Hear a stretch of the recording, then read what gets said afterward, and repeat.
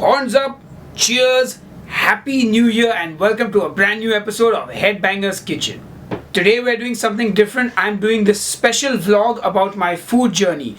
I've had this channel for about 6 years now, and I thought it's about time we get to know each other. So for starters, why don't you tell me who you are, where in the world you're from, what do you do, and name your 3 favorite foods of all time. I'll go first with the food thing. So my 3 favorite foods, I would say at this point in my life, are a juicy beef steak done medium rare, aloo toks, which are an Indian thrice cooked chip of my people, the Sindhi people, and I would say Bangkok duck. Now that is a delicious roast duck in a brown sauce served with rice. So those would be my 3 favorite food dishes of all time for now in 2017. Tell me yours. So hey guys, my name is Demon Stealer. I'm your host here on Headbanger's Kitchen. So my real name is Sahil Makhija. I'm from Mumbai city, Bombay as I like to call it, because that's the name I grew up calling it. And I'm 34 years old. I'm a musician. I play in some metal bands. The one that you might have heard of is Demonic Resurrection. And I do this Headbanger's Kitchen, YouTube channel. I also am a music producer and have my own studio called Demonic Studios. What else do I do? I work with a company called Fatado's Music. I'm their artist relations manager. And from time to time I do other random things that, earn me a living, so to speak. So why do I call myself Demon Stealer? Well, that's a long story, but I'll cut it short for you. I got into metal music at the age of 16, and the bands I used to listen to, like Cradle of Filth, Dimmu Borgir, Emperor, Old Man's Child, the musicians in all these bands used to have stage names. Now, most of those names were from mythology or from like Lord of the Rings or something like that. But I, being a, not a very well-read teenager, I had a choice between Demon Slayer or Demon Stealer, because I had already decided I would call my band Demonic Resurrection. So I wanted something to do with demons. And Demon Slayer was too cheesy, so Demon Stealer was the name. Of course, I received a lot of flack for it in the local community because it was something that had never been done before. There were no musicians in India with stage names like that. And of course, being a 16-year-old hot-headed metalhead, always like angry and trying to be brutal when I was a little chubby kid, didn't really work well in my favor. But over the years, I said, you know what, I'll stick with the name, and that's why I'm called Demon Stealer. Okay, so the point of this vlog today is to talk about my food journey. What got me here to 2017 on Headbanger's Kitchen and cooking stuff. Let's start at the beginning. So I was born on 19th of June 1982, and as you can see, I was a fairly skinny kid. But somewhere along the way during my childhood, I discovered my love for good food. And I vaguely remember it was a trip to Dubai as a kid where I really got spurred on and interested in food. But it was not the good kind of interest. It was the pizzas, the burgers, the fast food. Because in those days in India, beef burgers, pizzas, those were like rare items. That was stuff you didn't really get in most places. So when I went to Dubai and I saw the Pizza Hut and the McDonald's and the shawarmas, I went ballistic and I totally became a fat kid, as you can see in this picture. And of course, then I unfortunately stayed fat for most of my childhood. My earliest memory of cooking is when I was about, I think, 12 or 13 years old, or maybe I think it was younger. I was 10 years old. I remember cooking breakfast for 13 of my parents' friends at a family vacation we had taken. So my parents and their friends, about 13 of them in total, had gone on a vacation. The kids were there as well, and I wanted to cook breakfast for everyone. So I went to each person in the group, I took their order, what kind of eggs they wanted, and I cooked eggs for everyone. I think I made scrambled, fried eggs, omelets, and that is my earliest memory of cooking. Now, I was always surrounded by good food. My mother's father and mother both were fantastic cooks. My Nana and Nani, as we call them in India. And my grandmother from my father's side, she's a fantastic cook as well.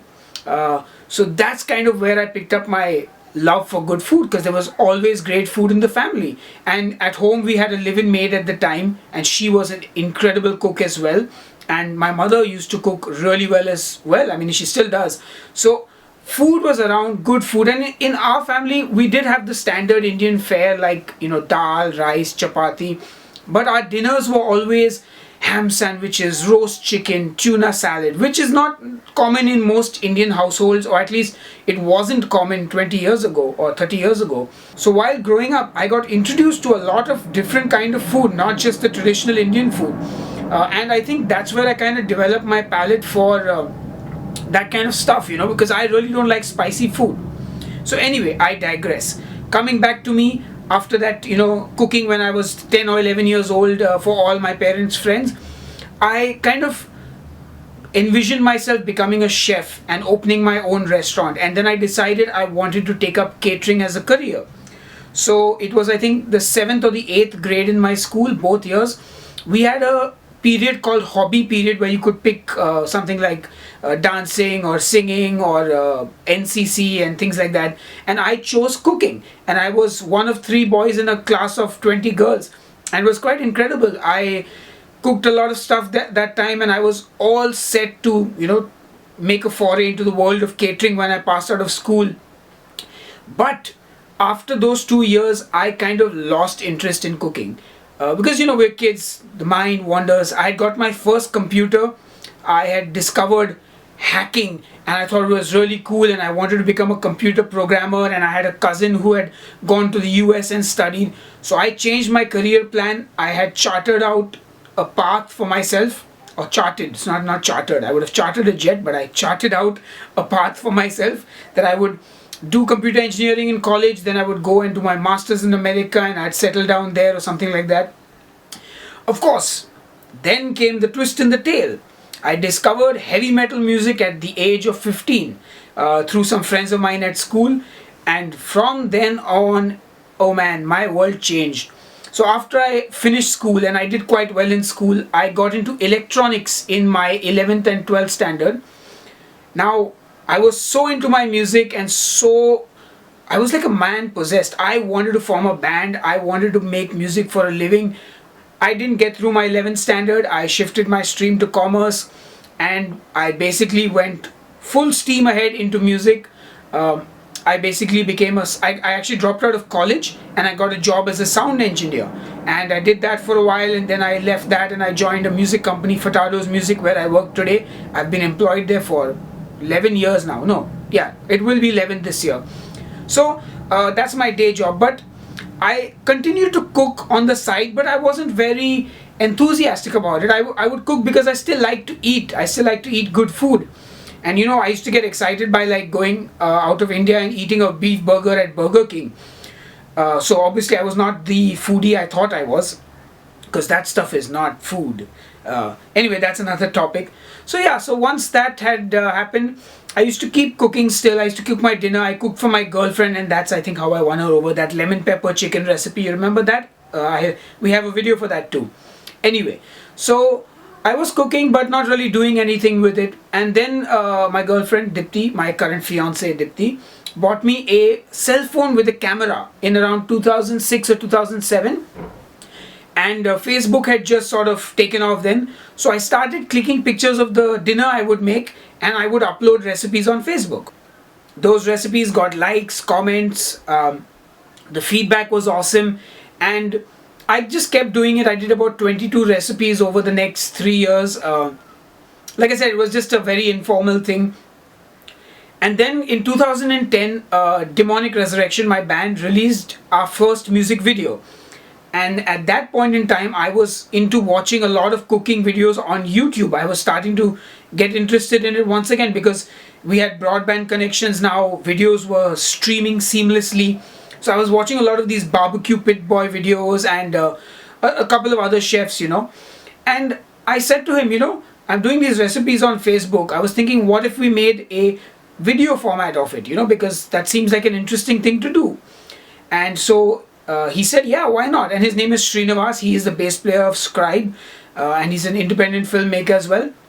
So him and his company sat down with me. Mephisto, the keyboard player of Demonic Resurrection, ex-keyboard player, he came up with the name Headbanger's Kitchen, and we set the ball rolling because Nerve Cell from Dubai were coming to India, and I was like, this is a great opportunity because I didn't want to do just cooking, so I said, let me add some metal element to it. I said to myself, what better than to interview a band, name the dish after them, and have them taste the food. And that's how the show Headbanger's Kitchen was born in October 2010.